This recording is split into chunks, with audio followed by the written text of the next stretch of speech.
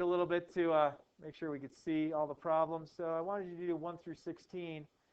So take a look at anything in up through the 12 right now. Is there anything that you wanted me to clarify a little bit different? Go over, give you a heads up.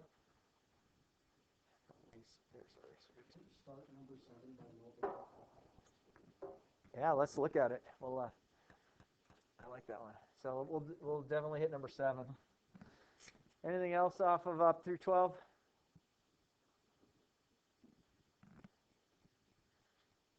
You good with the decimals and how to start those? Number 10, yeah, I'm on. All right, so we're good so far with that. Let me move over here. 13 through 16, any of those you'd like to see?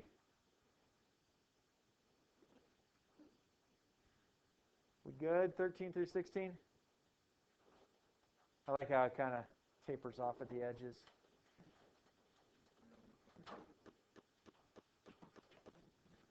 Let's see, I think 16 and 18 would both be good ones to work on as well.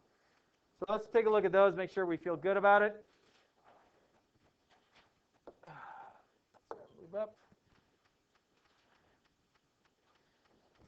All right, so number 7,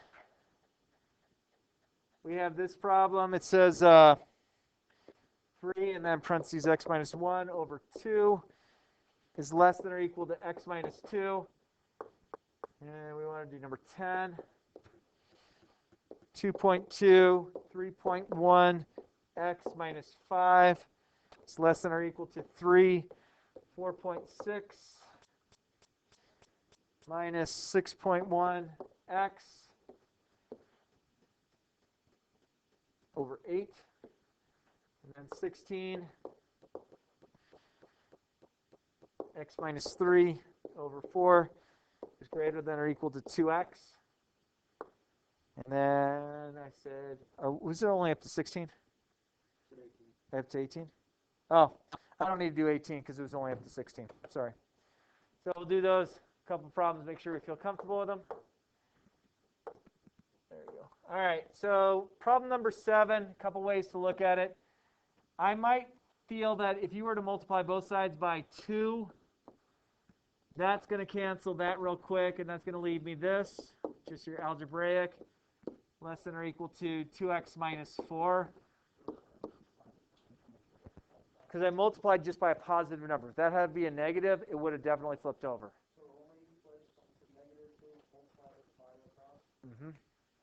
Cool. So 3x minus 3 is less than or equal to 2x minus 4. Subtract 2x, add 3. Okay, so this is technically the answer, but some other ways to do it. So I'm talking about values that are less than -1. So we're going to go from -infinity to -1, and it's a square bracket. It's a hard bracket because I have an equal sign. If I drew this as on a line, you have 0 here, you got -1 here, you'd have a solid dot with your graph shading this way. So that's all the ways to represent it. So kind of know, there's all kinds of different ways. So you have the inequality way, you have the -8 to -1, or -infinity to -1. You have the graphic. And then there's one called the set builder notation, which is so very not used very often. And it's where you do like x such that x is less than or equal to -1. And you have it all in funny brackets. I don't know what the benefit of set builder notation was. I never knew what it was, other than this is one other way to mess up society on math. Okay. We good? All right. Now, let's go to this one. So we have decimals. Our friend the decimal. Okay, so I think what I would just take care of right off the bat is I would just multiply both sides by 10 right away, and that's going to give me 22. This is still 3.1x minus 5 is less than or equal to 30. 4.6 is still that. 6.1 is still that. And this is still over 8. Okay, so that took care of some of the decimal problems. I would then multiply both sides by 8. And so 8 times that, that's 16. Carry the 1, 16, 176. 3.1x minus 5 is less than or equal to 30. 4.6 minus 6.1x. And I'm just trying to get rid of the decimals right now. I don't want to, yes, we have calculators, which is great, but then it starts getting a little finicky. So I have 176 times 3.1, and maybe it comes out to a whole number. Of course it doesn't. It comes out to 545.6x. There's a point there. Minus 176 times 5, which is 880, is less than or equal to 30 times 4.6. Oops. 30 times 4.6, which is 138. That worked out nice. Minus 30 times 6.1. That gives me 183x. And again, I'm just trying to get rid of the decimals. I don't want to deal with decimals anymore. So what I'm going to do again is, because I have a single decimal, I'm going to multiply everything here by 10. Bring this down. So that's going to give me 5456x minus 8800 is less than or equal to 138.0 minus 1830x. So now I don't have the decimals. And again, I'm just looking to get rid of the decimals. I'm playing the game because I don't want to deal with them. So now I'm going to add this to each side. Did you get done? Yay. Gunner doing all right? Okay.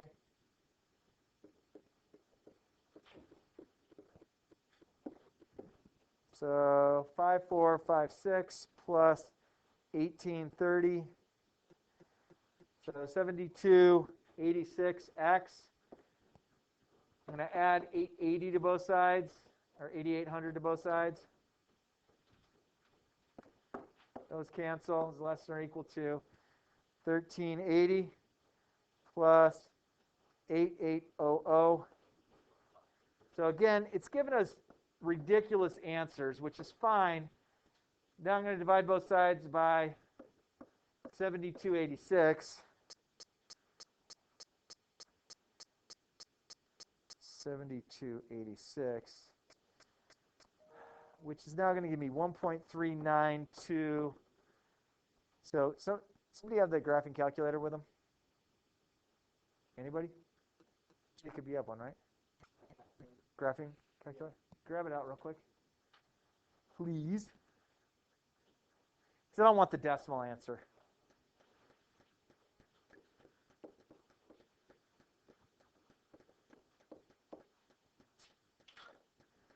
So you go 10180 divided by 7286. Don't give me the decimal answer. Hit math, fraction, enter after that.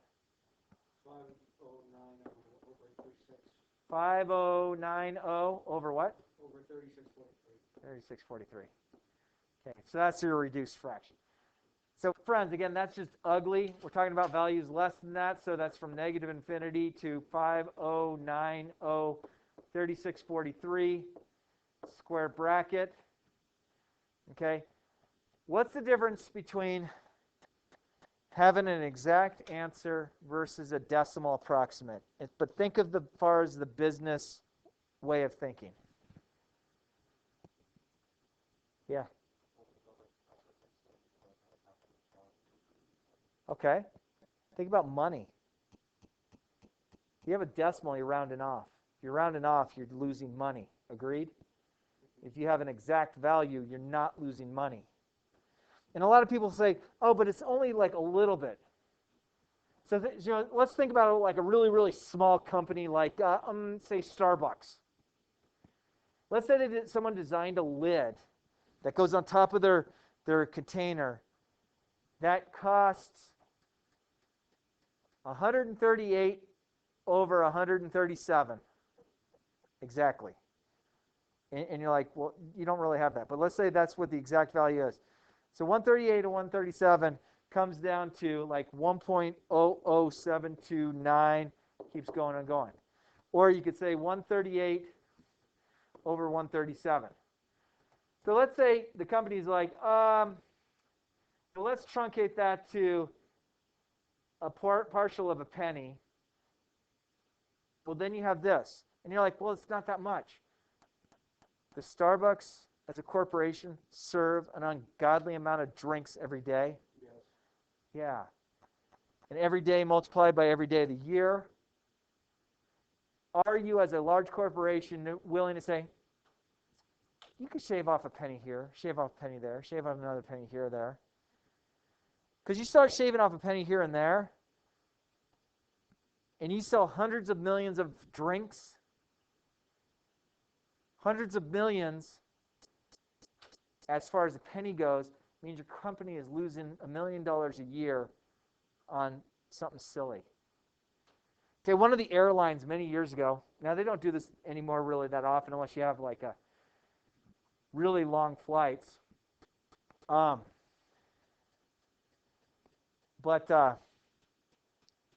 one of the airlines realized if we took one olive off the salad that we serve for dinner, the airline was saving $40,000 a year per airplane. Is that significant? I mean, think about it. If someone told you right now, I'll show you a way to save $40,000 just for you personally, I think you'd be like, I'm in. You mean I don't have to put one, I have to do less work? I don't have to open up the jar of olives and fish through and put the olive on your salad? And you're going to save me $40,000 a year by doing that? Yeah. I don't like olives anyhow. So there's just things in the business world where you want to kind of be smart about what you do. Oh, we're just going to round off. It's not a big deal. Rounding off profits or costs is going to cost your corporation a lot of money. So why do we go through the painstaking process of, hey, let's make sure that we keep an exact value versus I'm going to round off a decimal? You know, think of McDonald's. McDonald's serves an unbelievable amount of sodas and hamburgers and French fries. If McDonald's could figure out a way that your large fry had an exact number of fries in there, so let's say a large fry contained, 70 fries. I don't know, I'm just making up a number. But if McDonald's could figure out a way that your large fry could have 68 French fries in it versus the 70, McDonald's is going to say, do it that way. Consumers are going to have no idea. No one's going to sit there and count out their fries. Yeah, every now and then you have the one person who's like, oh, 1, 2, 3, I got on this many. But if a corporation can figure out how to shave off a little bit of product but charge the same price, that means that corporation is going to continue to make more money. Okay?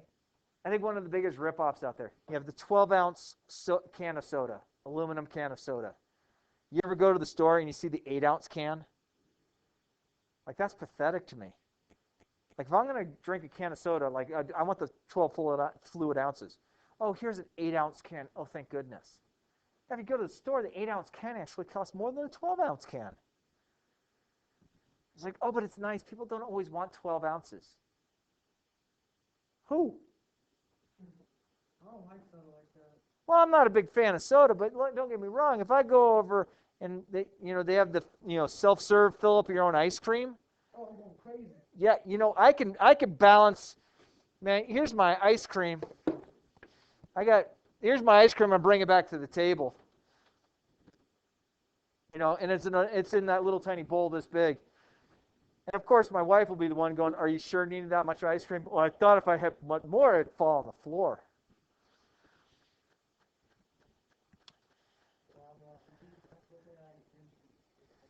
I do enjoy ice cream. It's a good treat, isn't it? It's a good treat. All right. So a few of these characteristics on these types of problems. Yes, they are inequalities. We're starting out with kind of gentle baby steps, but what we're eventually going to get to is doing this type of situation where we're going to be graphing things, and we have a feasible region, and the intersections that make up this feasible region will find us the maximum amount of profit or the maximum amount of cost or the minimum amount of cost. And if you think about it, as a company, would that be a great idea to do? Now here's a very simple thing. Are there companies out there that just sell boxes? Yeah, just boxes. Like, you're selling a box? Yeah, I got boxes. You drive by the U-Haul place, boxes for sale. People are like, dude, they got boxes for sale. Right? Well, I understand. So everyone agrees that cardboard is something that you could use, put in a box. You know, us teachers, anytime a teacher is going to move, like, not necessarily, they might leave school, but let's say they're moving from one house to another or whatever. First place they hit is the photocopy centers and the math science and resource rooms and the English science research. And they grab all the paper boxes. Why is that? Because the paper box is like this big. You can put a whole bunch of stuff in it. And it's great because they stack. But let's just say, as a company,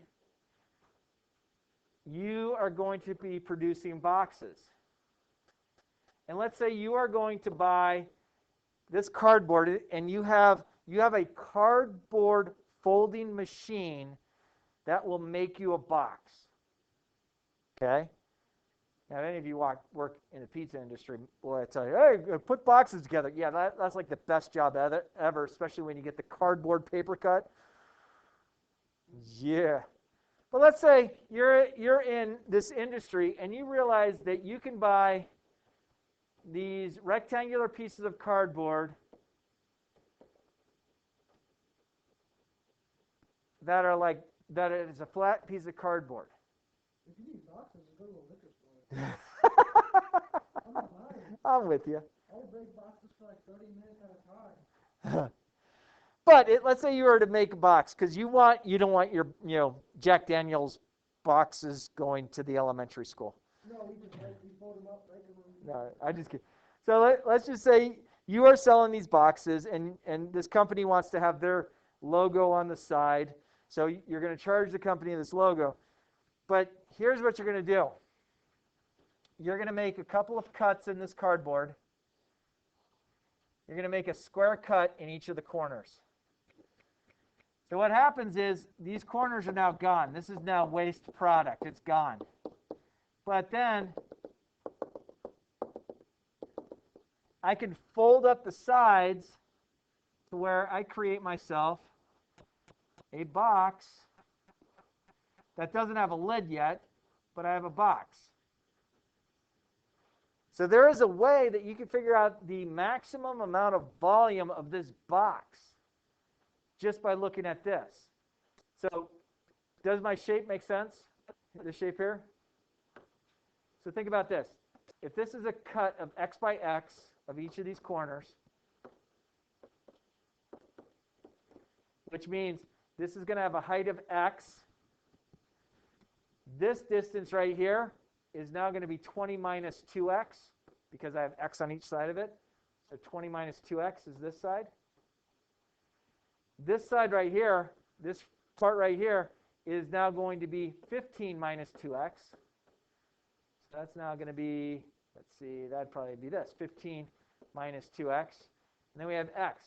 So your length, width, and height is going to find you your volume of your box. So your length, your width, your height, and it doesn't really matter what order you put it in, it's all going to be the same.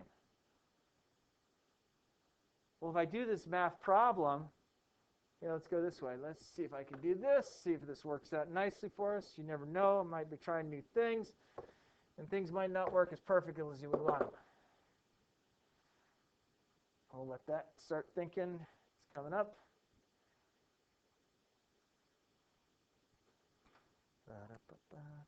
As that's thinking, I will write this down. 20 minus 2x, x, 15 minus 2x. Actually, I'm going to not use that. You know what I'm going to use? I'm going to use my friend Desmos. I like Desmos better than my graphing calculator.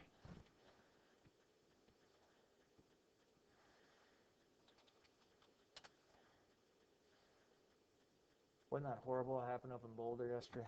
I'll tell you. Just, I don't like that. All right, so y equals, y is volume. I got 20 minus 2x.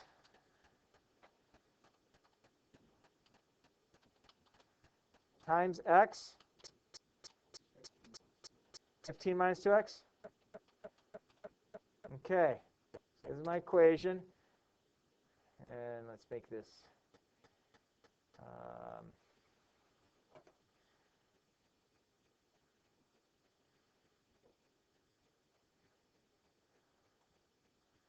so this is it's a third degree polynomial. It does this. Okay? So what I'm going to do is I'm going to focus on this peak right here. So if I make a cut of 2.829 by 2.829, my original piece of cardboard will have a maximum volume of 379.038. Do you think a company is worried about a maximum volume or minimum volume, or like, oh, mistakes are fine? Mistakes cost money. This kind of math shows you, and this is kind of what we're heading towards, is what, if I do an exact cut of 2.829, which is a weird perfect square, gives me 379.038 cubic inches of volume in my container. That's what we're starting to head towards.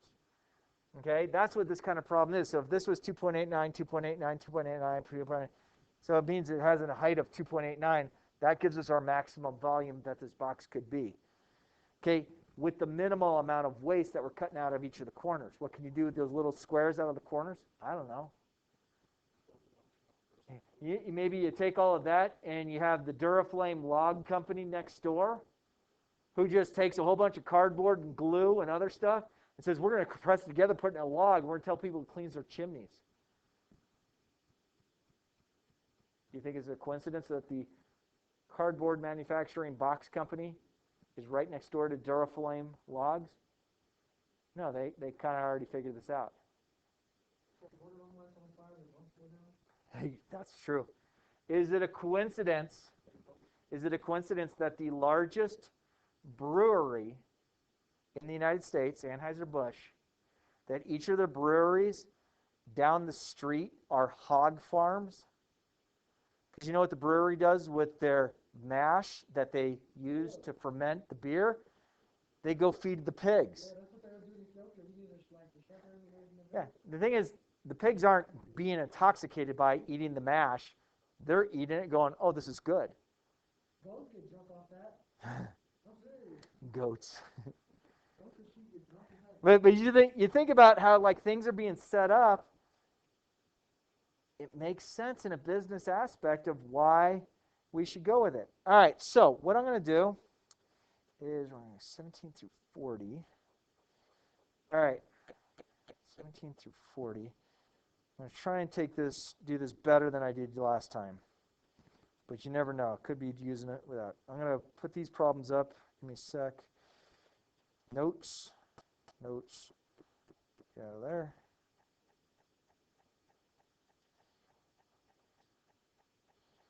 Scan documents.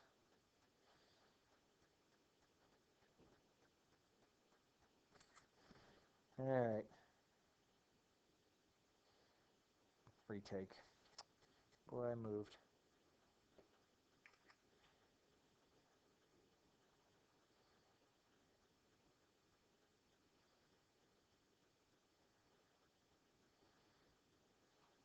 There we go.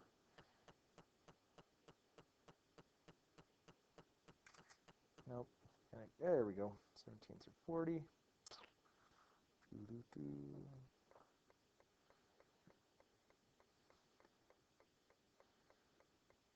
Keep scan. All right, save. This is going to, I'll post this, let me get this email to myself real quick. Send copy, come on, attach. Mail, come on, attach. Good. To me.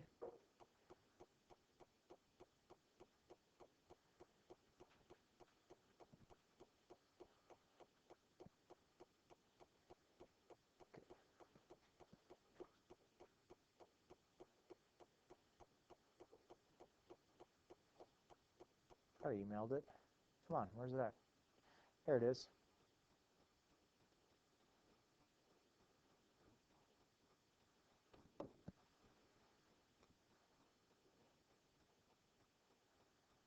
It's coming. It's trying. All right. We're going to open with this.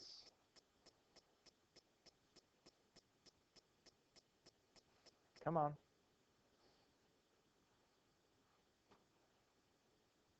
There we go. That'll work. Cool. Save as. That's page desktop.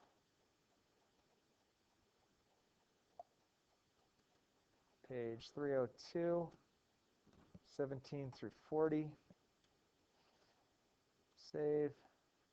Put this Schoology.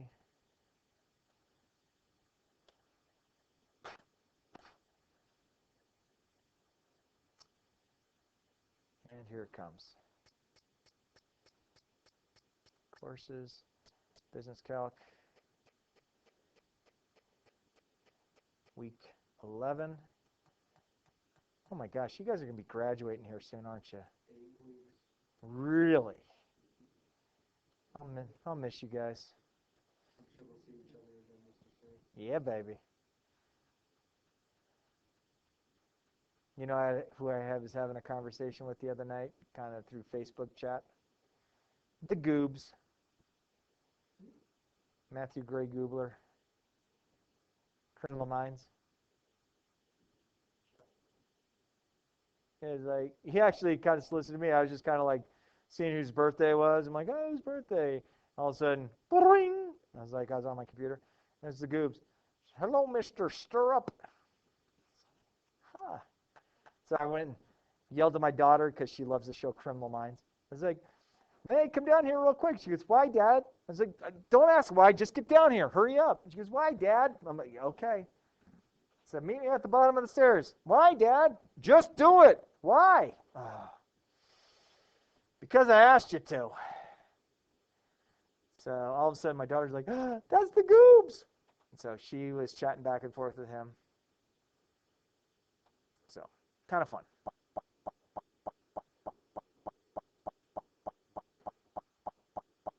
All right. This here is going to be your assignment, so it's already linked on Schoology. So I'd like you to try these problems for next time. So it's 17, all of those, and then if you scroll down, then it's those. So try those. So you know where to find them? No. Schoology? Yeah. Okay. We good? All right, let me stop recording here.